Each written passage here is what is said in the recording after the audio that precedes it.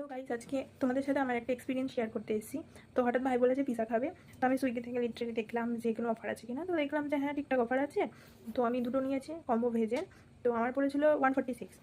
তো এবার ভাইকে ভাই তো খুশি, আমি অর্ডার দিয়েছি। এবার আমি ঠিকঠাক আমার পারফেক্ট ঠিকানা দিয়েছি। তো যে আমার পিনকোডটা দিয়েছি সেটা বোঝা যায় যে আমি কোথায় সেখানে, কিন্তু না, সেটা অন্য জায়গার পিনকোড, ওখানকার পিনকোড পুরোই আলাদা। না, ঠিক বললাম না। যাই হোক, ওটা আমি কেটে দেবো। তো আমি ওই অর্ডার দিয়ে দিয়েছি। বেশ, এবার আমি নিজের মতন কাজ করছি। হঠাৎ দেখি তো কত দূর আসলো, দিয়ে ম্যাপটা খুললাম, ম্যাপ খুলে দেখছি যে আমার অন্য জায়গার স্ট্রিটের নাম দেখাচ্ছে। তো আমি তো অবাক হয়ে গেলাম, কী হলাম, ডেলিভারি বয়কে ফোন করলাম।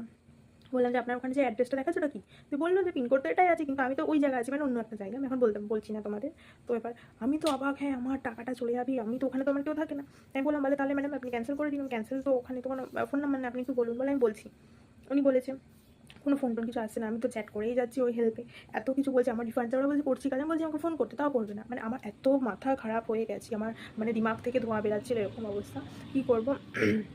তো এবার আমি মানে বসে থাকতে পারছি না, আমি টেনশনে, আমার টাকাটা চলে যাবে। যাই হোক, টাকাটা অনেকটা, একটা মধ্যবিত্ত ফ্যামিলির জন্য টাকাটা অনেকটা, 146। তো এবার আমার তো মাথাটা খারাপ হয়ে গেছে, বারবার ফোন করছি ডেলিভারি বয়কে, অনেকক্ষণ পর ফোন করলাম। তো বললো না ম্যাডাম, আমার তো কোনো রেসপন্স করছে না, আপনি একটু ফোন করে দেখুন। আমার তো ফোন আসছে না। বলে আমি ফোন করেছি, আপনার কাছে কল যায়নি, না আমার তখন যায়নি। তো আমি তো, আমার তো ভালো লাগছে না, কী করবো?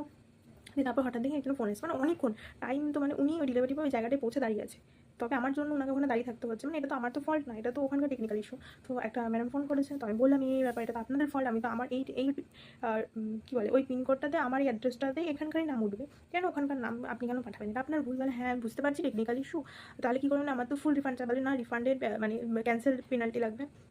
আমি কেন পেনাল্টি দেবো, আপনাদের ভুল। দিয়ে বলে ঠিক আছে ম্যাম, আমরা দেখছি। ঠিক বলে কি যে ঠিক আছে আপনাকে রিফান্ড করে দিচ্ছি, কিন্তু আমি বললাম পেনাল্টি চার্জ আমি কিন্তু দেবো না। মানে ঠিক আছে, আমি আপনাকে ওটা আবার ফিরিয়ে দেবো, আমার ভুল হয়েছে, এরকম টেকনিক্যাল কোনো ইস্যুর জন্য এরকম হয়েছে। তারপর আমি ডেলিভারি বয়কে বললাম, এটা শুনে তো খুব খুশি, মানে বুকে জল এলো, বাবা টাকাটা পেয়ে যাবো। দিয়ে এবার ডেলিভারি বয়কে ফোন করলাম, মানে বললাম, যে বললো ওই ছেলেটা, মানে ডেলিভারি বয় বলছে যে আমার তাহলে পেনাল্টি লাগবে। কী আর করবো, একটু কষ্ট লাগলো, তার পেনাল্টি লাগতে পারে, কিন্তু ওনার তো কোনো ফল্ট নেই না এখানে। তো মানে মেন হচ্ছে পিজা হাটের ফল। আমি পিজা অর্ডার করে পিজা হাট থেকে সুইগিতে করেছিলাম, সুইগিতে এরকম হয়েছে।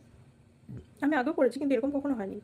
দিয়ে তারপর এই হলো, তারপর বললো রিফান্ড আসবে নাকি 2 ঘন্টা পর কি 7 দিন পর। তারপর দেখবেন সাথে সাথে দিয়ে দিয়েছে। আমি তো খুব খুশি, দিয়ে খুশিতে ভাই বললো তাহলে টাকাটা যখন হয়ে গেছে আবার করে দিয়ে সুইগিতে আর রিস্ক নিয়ে, সুইগিতে ওটার দাম আবার বেড়ে 202 হয়ে গেছে। তো জোম্যাটোতে করে না, জোম্যাটোতে একটু কম পেলাম, 187 জোম্যাটোতে পেলাম ওটা, এই কম্বোটায়। তো ওটা অর্ডার করেছি, এখন পিজা অপেক্ষায় বসে আছি। টাটা, আসলে তোমাদের একটা ভিডিও অবশ্যই দেবো। টাটা।